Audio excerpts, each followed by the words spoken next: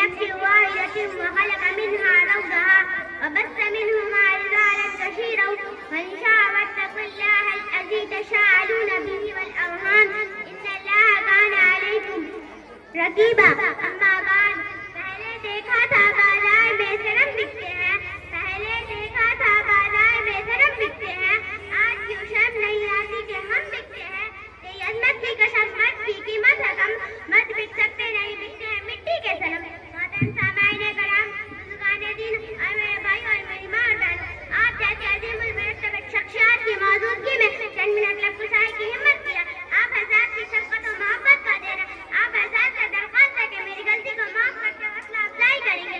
محترم حضرات، جہیز ایک ناسور ہے جو ہمارے معاشرے میں کینسر کی طرح پھیل چکا ہے. اس لعنت نے لاکھوں بہن اور بیٹیوں کی زندگی کو جہنم بنا رکھا ہے.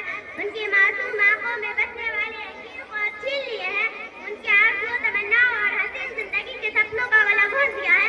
انہیں ناامیدی، مایوسی اور اندھیرے کی گہری وادیوں میں ڈھکیل دیا ہے جہاں سے اجالے کا سفر ناممکن ہو چکا ہے. ایک رسم ہے جس سے صحیح قریب والدین زندہ سرگور ہو رہے ہیں. احساس پر زندہ ہے کہ کوئی بڑی اس لعنت سے پاک دو جوڑے کپڑوں میں ان کے رخصت جگر کو قبول کر لے. لیکن ہمارے معاشرے میں جو اخلاق اور وقت گزرنے کے ساتھ اپنے قدم مضبوطی سے جما لیتے سے چھٹکارا پانا ناممکن ہو چکا ہے. حقیقت جائز پالیسی ہندوستان ہے. ہندو معاشرے میں تلک کے نام سے مشہور جسے آج ہمارے مسلم معاشرے نے اپنا لیا.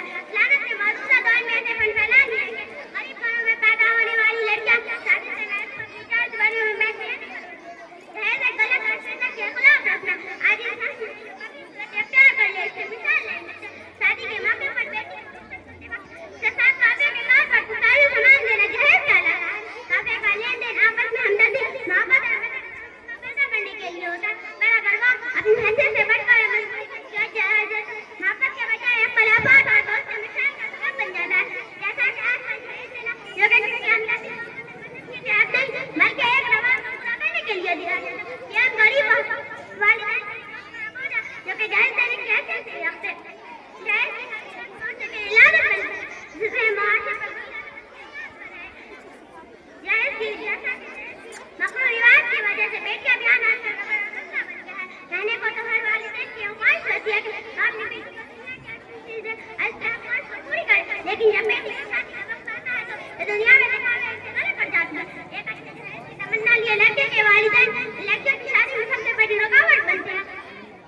جن کے والدین اپنی حیثیت سے بڑھ کر جہیز دینے کی فرمائش پوری نہیں کر پاتے. اگر کوئی والدین اپنی حیثیت کے مطابق کچھ جہیز بیٹی کو دیتا ہے جو کہ لڑکے والوں کی تمناؤں پر پورا نہیں کرتا تو لڑکی کو ساری زندگی سسرال کے تانے پھول سننے پڑتے ہیں. ہم جہیزداری کے اور برے سلوک کا سامنا کرنا پڑتا ہے جس سے وہ احساس کمتری کا شکار ہو جاتی ہے اور والدین میں سے شرمندہ ہی رہ جائے گا. اپنی بیٹی کی خوشیوں کو پورا نہیں کر سکتا. اکثر والدین سے کسی ڈر سے اپنی بیٹی کے لیے کسی بھی بچہ کو کسی کا قرضدار ہونا پڑے جہیز کا انتظام کرتے ہیں. کیا کرنا جاتا ہے لیکن سرکار کے تانے کا شکار ہو گیا. جہیز کی رسم ان غریبوں کے مسائل میں اضافہ کر دیا جو خود وقت کے روٹی کے مسائل نتیجہ ان کی معصوم بیٹیاں گھر میں بیٹھی رہ جاتی ہے. ان کے غریب والدین اپنی بیٹی کو بہانے کی تمنا دل میں لیا اپنے اس دنیا سے رخصت ہو جاتے ہیں. جو والدین جہیز دینے کی حیثیت رکھتے ہیں انہوں نے جہیز کی رسم دنیا میں دکھانے اور طالب کی نماز کا ذریعہ بنا لیا اور لوگ ایک دوسرے کا دکھا دے کہ جہیز کے معاملے میں سے معاشرے میں جہیز کے مقصود کی وجہ سے غریب آدمی کے لیے بیٹھے بیان کرنا بڑا بن گیا ہے. وہ جہیز کی مطلوبہ مقدار پوری کرنے کے لیے جائز اور ناجائز طریقے استعمال کرتے ہیں. حلال حرام کی پرواہ کیے بغیر پیسے حاصل کرنے کی کوشش کرتے ہیں. اس سے معاشرے میں بہت زیادہ منفی اثرات ہیں. موجودہ دور میں جہاں تعلیم عام ہوتی جا رہی ہے، لوگوں میں شعور آتا جا رہا ہے، جہیز کی لعنت کرتی جا رہی ہے. باوجود اس کے سب سمجھتے ہیں کہ ایک اچھا عمل نہیں.